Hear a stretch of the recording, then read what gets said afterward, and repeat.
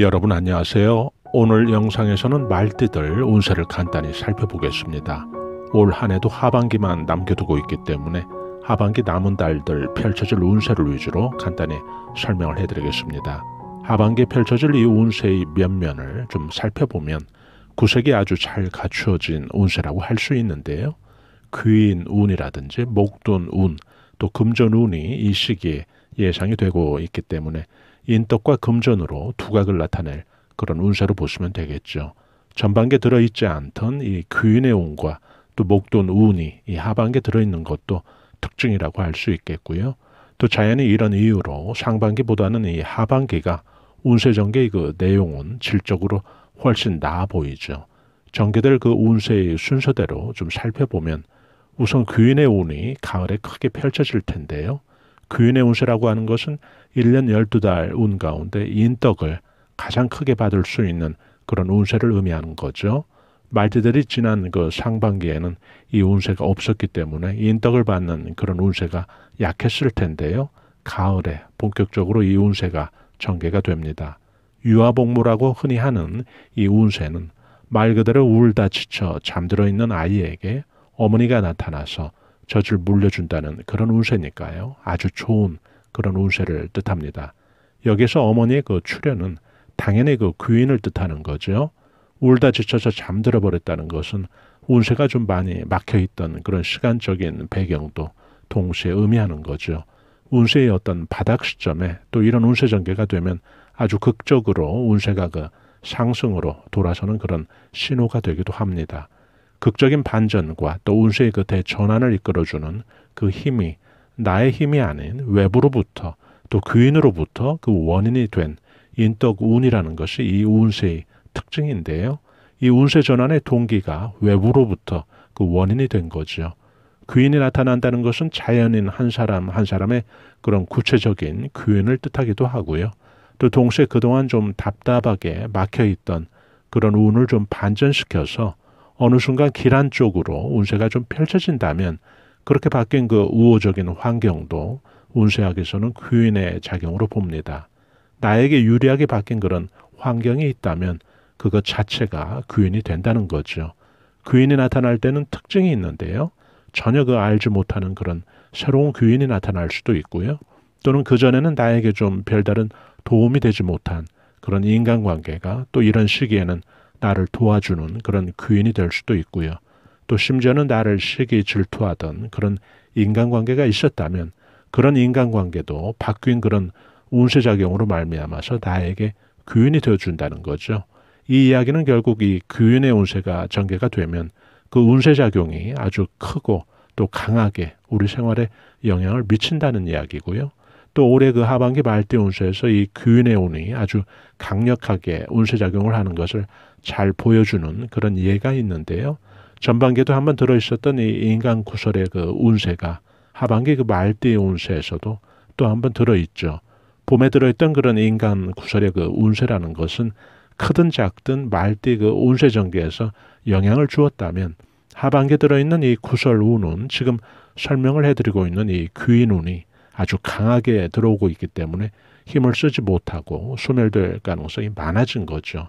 또 신축년의 그 청간과 또 월운에서 들어올 이 청간 또 지지 모두 그 말띠의 지지 오행과 서로 아주 좋은 그런 상생의 관계가 되고 있기 때문에 운세 전개에서 딱히 그 운세가 약해질 이유가 없다는 거죠. 말띠 운세의 그 청신호는 또 전개될 그 운세의 순차적인 배열을 살펴봐도 쉽게 알 수가 있는데요.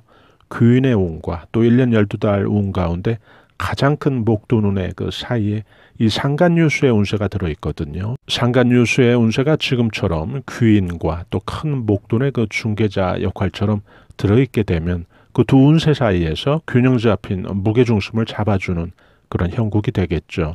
또 이런 영향으로 인해서 귀인의 운과 또 목돈 운이라는 것은 각기 그 운들이 아주 강하게 운세가 전개될 수밖에 없습니다. 운세에 비치는 그 힘이 여느 때보다 더 강하고 길하게 영향을 주게 된다는 건데요. 내용도 아주 좋습니다.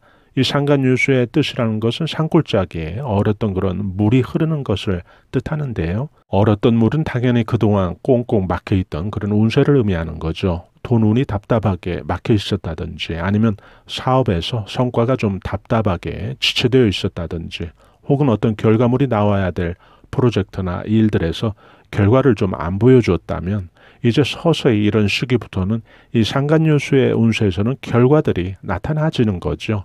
꽁꽁 막혀있던 그런 고민과 걱정들이 이런 시기에는 서서히 풀리게 되는 걸 의미하는데요. 산골짜기가 상징하는 건 이런 거죠. 겨울에 그 눈도 계곡에 쌓인 그런 눈은 제일 또 늦게 제일 마지막으로 녹듯이 운세도 마찬가지란 이야기죠. 늦게 서서히 그렇게 운이 풀리지만은 그렇게 해서 풀리게 되는 이런 운세는 또 산골짜기라는 배경이 갖는 특징이 있죠. 일반도 평지와는 다르게 물이 한번 흐르기 시작하면 속도감 있게 그 녹아서 산 아래로 흐르는 걸 암시하는 거죠. 결국 안 풀리면 문제인데 늦게라도 좀 운세가 풀리는 쪽으로 작용을 한다면 산골짜기는 그 가파른 경사가 있기 때문에 지체되고 또 정체된 그런 시간을 충분히 이 시기에 만회하고 또 복구할 만한 그런 속도감을 갖고 물이 흐르듯이 운세도 그렇게 탄력을 갖고 풀려가는 것을 암시한다고 보시면 되겠죠. 상간요수의 운세라는 것은 결국 막힌 일들이 풀리는 것을 의미하고 동시에 그 길한 방향으로 풀리는 것을 의미하니까요. 그 풀리는 그 운세 전개는 속도감 있게 힘 있게 풀리는 걸 모두 뜻한다고 보시면 되겠죠. 새로운 일에 대한 변동과 또 시작도 이런 운세에 들어있고요. 또 말띠 운세의 이 하반기 특징이 운들끼리의 그런 시너지 효과도 빼놓을 수 없는데요. 그것을 잘 보여주는 예가 바로 이 수륙천금이라고 하는 이런 목돈 운과 또 금계포란이라고 하는 그 금전운이 연이어서 동시에 전개되는데요. 둘 다 그 돈 운을 뜻하는 그런 운세이지만은 두 운 사이에는 좀 차이 나는 것들도 있죠. 수륙천금이라고 하면 당장 그 내 수중을 거쳐가는 큰 목돈 운을 의미한다면 이 금계포란의 금전운이라는 것은 나중에 큰 목돈이 되어 있을 그런 금전운을 지금 알을 품듯이 품는다는 거죠.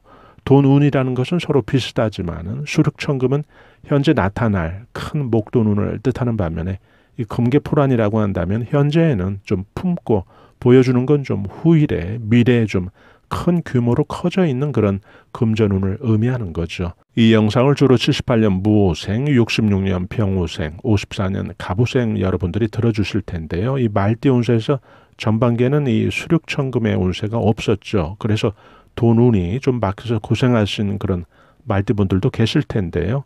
그런데 하반기에는 이 수륙천금의 운세가 아주 강하게 운세작용에 영향을 주기 때문에 금전운이 아주 크게 풀릴 것으로 예상이 되죠. 말띠분들이라면 모든 그 생년 말띠분들 다 공통적으로 또 이 운세가 해당이 되니까요. 크게 그 금전운을 하반기에는 기대하셔도 좋을 것 같습니다. 수륙천금이라고 한다면 손으로 천금을 희롱한다는 그런 뜻이니까요. 돈 운으로는 1년 12달 운 가운데 가장 좋은 운으로 생각을 하시면 되겠습니다. 큰 돈이 융통이 되고 또 회전이 되는 거니까요. 또 부동산과 관련해서 생각해 볼 수도 있겠죠. 돈의 어떤 융통과 흐름이 또 좋아진다는 것은 또 자신의 돈이 아닌 또 외부의 돈, 또 타인의 돈도 자신의 수중을 거쳐간다는 그런 의미도 함께 들어 있습니다. 큰 돈운이 들어왔을 때는 또 항상 우리가 조심해야 되는 것도 있는데요. 또 사기라든지 또 예정에 없던 그런 생소한 투자 같은 것은 이런 시기에 각별히 더 조심해야 되겠죠. 수륙천금의 운세가 전개가 된다는 것은 부동산의 매매 운도 또 좋아졌다는 걸 의미하죠.